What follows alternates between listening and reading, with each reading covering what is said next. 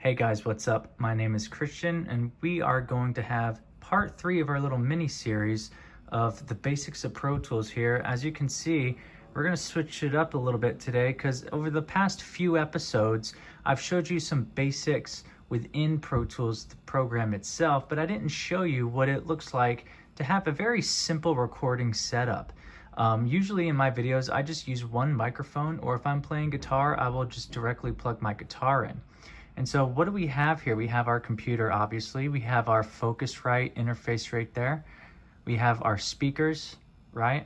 We have headphones, and we have an XLR. We have our microphone, and we have our pop filter.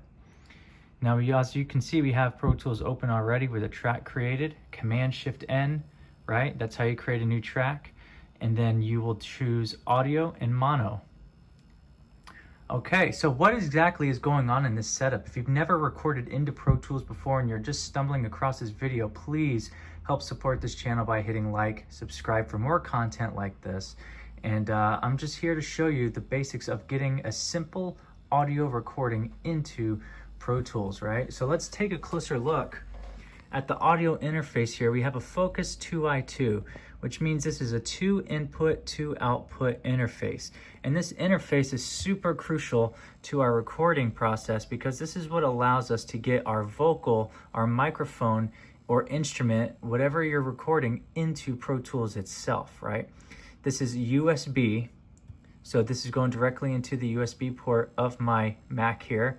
And then within Pro Tools under Setup, you would go to Playback Engine, and then you would make sure that your interface is selected. Otherwise, it's going to try and search for a interface, and if you don't have one plugged in, Pro Tools tends to freak out sometimes and keeps giving you an error message. Now, as we can see, we have this XLR coming out of input 1, right? This is our gain knob. Input 2 is right here. Now, these inputs also have 1/4 inch capabilities, so you can plug a guitar directly into there, which is very, very convenient considering I do play guitar. And then we have our phantom power button engaged because we are using a condenser microphone. And all phantom power is an additional 48 volt boost. It's a direct current of power that goes from the interface through the balanced XLR cable here into the condenser microphone. And it's a lot different. So there's 3 types of microphones, and maybe this will be another episode. There's the dynamic microphones, such as the SM58. There is condenser microphones like the one I'm using today, or a U87 by Neumann is a good example. And then there's also ribbon microphones. And ribbon microphones, they typically don't take phantom power. You can actually burn the little piece of metal, the little ribbon inside of it, which is why it's called a ribbon mic. And that's all we have right here. This is to control the speaker volume, and this is to control headphone volume. I have 2 outputs in the back, and the outputs are obviously my speakers here, which are Adams speakers A3Xs, right? These are great speakers. I do recommend them. Good for a little space. I'm in a 1-bedroom apartment, so it's good for a little space. And of course, we cannot forget our coffee with Super Mario right there, okay? And so as you can see within Pro Tools, we already have our track created, right? I named it microphone. You can see the signal coming in as I'm talking, right?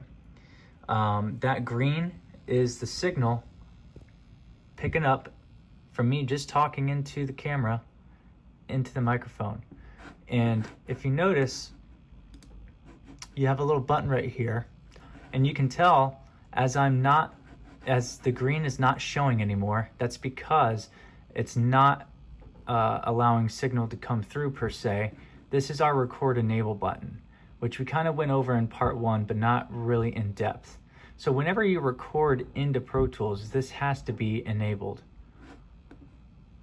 But let's take a look here, right? This is our input output. So our input here has to match. We have our interface, has to match, right? So our microphone is plugged into input 1. We have to make sure that our track is on input 1, and output is obviously defaulted to 1 and 2. Once we hit that record enable button, now our signal comes in. So when you have your record enable button going, If you hit 3 on your number keypad, you'll start recording. If you hit the space bar, you'll also start recording, right? So that red means that you are recording right now. And this is how you basically get just a very simple audio recording into Pro Tools. Very, very simple, right? Alrighty. Well, let's go on over to the next part of this video. Hey guys, welcome back to the second half of this video here. As you can see off camera, we did end up doing a quick vocal recording, just a little quick tester that we're going to listen to here in a few minutes. But if you haven't done so already, please help support the channel by hitting like, subscribe for more content like this, turn on bell notifications, all that good stuff that you hear in all the other YouTube videos. Do really appreciate the support that we do have already with our 33 subscribers, which is not a lot in the grand scheme of things, but 33 unique individuals are watching this content, and it does mean a lot, whether it's 33 or 3,300 or 33 million. Thank you so much for watching this video. So we have our vocal recording here. Let's take a quick listen to it. Good morning. It is Thursday in California, San Diego, and this is a test recording. Very basic, very simple. So once you have your recording into your Pro Tools session, based off of the first half of this video, if you followed those steps, and now you have your first ever recording, right? Now we can start applying some of the steps, maybe even from part 2, right? So if we have this part right here, it is Thursday. Let's go back to the beginning here. Good morning. You see this little blank spot right here? This is where the audio wave starts. Good morning. We can actually Command E. That'll separate the clip there. And then we can actually highlight that, go to Shuffle, and then hit Delete, and it's going to push that clip back. Put in a little crossfade here. So if you go in the top right or top left corner, excuse me, you can actually do a little crossfade in right here. Good morning. And then same thing here, we can actually separate. We'll give it some room here. We'll separate the clip right here. This is all basic stuff that you should have picked up in part 2, right? Command E, separate clip at the playhead there. And we'll go ahead and delete that. Let's add in a fade out. Test recording. Cool. Now we have a good, nice little fade in. Good morning. It is Thursday in California, San Diego, and this is a test recording. And then we have our fade out. Beautiful, right? So now you're starting to get into the editing steps of your session. If you're not happy with what your recording sounds like EQ-wise, you can go here to plugin on your inserts, right? Plugin, EQ. This EQ3 7-band is one of the default ones within Pro Tools. And you can control your low frequencies, your low mids, your mid frequencies, high mid frequencies, and high frequencies. And I'm going to make EQ a separate part of this kind of series that we're doing, just because I don't want to take up too much time in one video. There's a lot of concepts to go over when it comes to EQ, but this is where you can add your EQ plugins, and you can even add some compression, right? You can add a compressor. This is from Waves Bundle. This is not a default Pro Tools plugin, but Pro Tools does have its own. I believe it's the BF76 is the Pro Tools default one.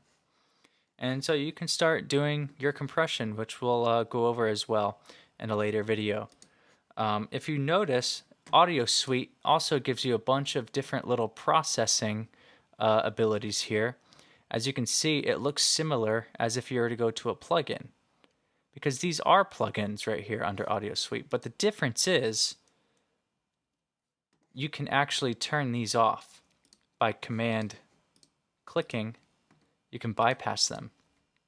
However, when you do it with Audio Suite, you can highlight, and then you can add like pitch shift, right?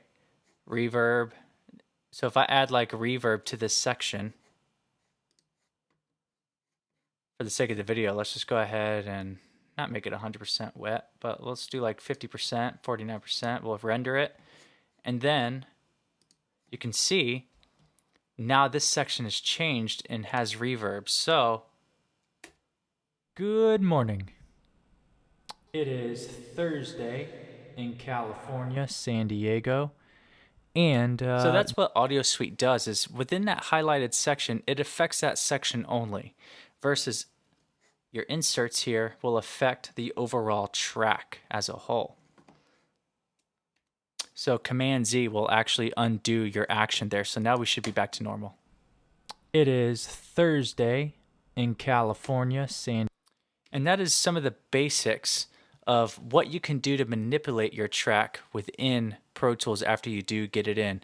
EQ and compression are always important, and we will go over that in a separate video as well, because there's maybe a lot of confusion specifically around compression. And I want to give you some of my tips on how I EQ anything, whether it's vocals, guitars, drums, anything that I'm EQing. I have my own little process for that. And there's actually a video that I made from last year about how I EQ drums, which you can also check out if you wanted some EQ tips right away. But that's going to wrap up this video. Thanks again for tuning in, and hope to see you again next week. This is Christian DeGuido. Please do not forget to hit like and subscribe. Have a fantastic weekend and stay safe.